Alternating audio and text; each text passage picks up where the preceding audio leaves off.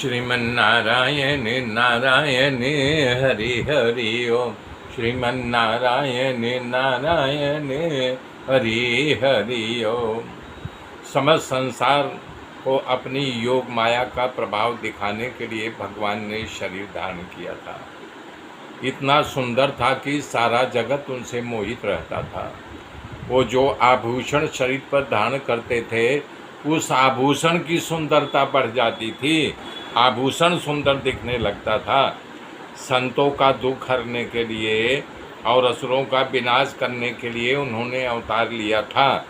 अजन्मा होते हुए भी लीला करने के लिए वासुदेव के यहाँ जन्म लिया था और संसार को भय करने के लिए कंस से भयभीत होकर के लीला मात्र दिखाने के लिए उन्होंने सब किया था। अनंत पराक्रमी होते हुए काल एवं से डर करके मथुरा छोड़ दिया था। उद्धव जी कह रहे हैं कि मुझे याद है एक बार भगवान वसुदेव और देवकी से कहा, हे माता पिता, आप अन्यथा मत लेना, कंस के भय से मैं आपको बचा नहीं सका। कंस ने आपके पुत्रों को मार डाला। मेरे ऊपर अपना अनुग्रह बनाए रखना, मैं आपकी कोई मदद नहीं कर सका, मुझे क्षमा करना। मैं ये सब याद करता हूँ तो बहुत व्यथित हो जाता हूँ। हे विदुर, इस संसार में ऐसा कौन है जो श्री कृष्ण भगवान के चरण कमल को भूल सकता है। जो गति बड़े बड़े योगियों को प्राप्त होती, परम गति अपने देशी शिषपाल को दिया था, तुरंत अपने परम धाम को भेज दिया था। उनका विरह कौन सहन कर सकता है। हे विदुर जी, मैंने कई बार देखा है उग्रसेन महाराज में दरबार में खड़े होकर के महाराज हाथ जोड़ करके कहते थे, महाराज मुझे आपसे कुछ निवेदन करना है, मेरी प्रार्थना को सुनो। पूतना अपने स्तन में कालकूट विष लगा करके आई थी और दूध पिला दिया। भगवान दूध को पी गए। जो गति अपने माता को देना चाहिए वो पूतना को गति दे दिया। ये सब बातें सुन करके उद्धव जी का पैर पकड़ के विदुर जी खूब खपक के रोने लगे, अपना सर पीटने लगे।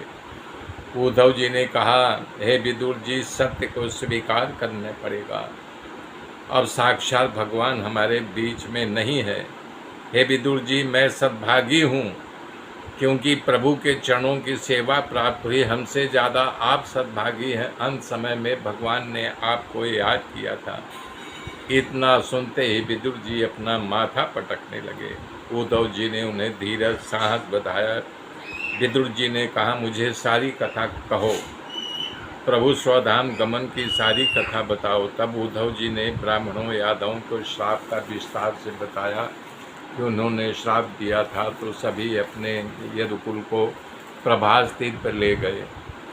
विदुर जी, मैं वहाँ क्या कहूँ, वहाँ जा कर के सारे यादव बारणी मदिरा पी ली और एक दूसरे से संघर्षण होना शुरू हो गया।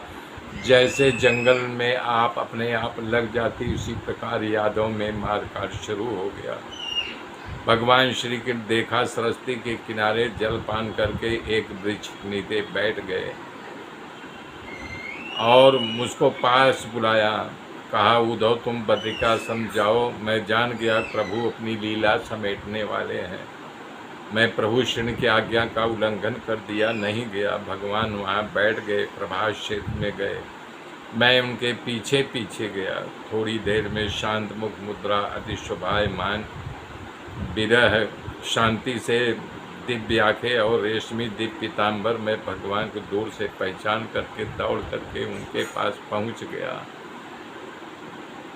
पीपल को जल टेका दे करके प्रभु बाएं पैर पर दाहिना पैर चढ़ाकर बैठे थे। तभी उसमें भगवान व्यास जी के परम मित्र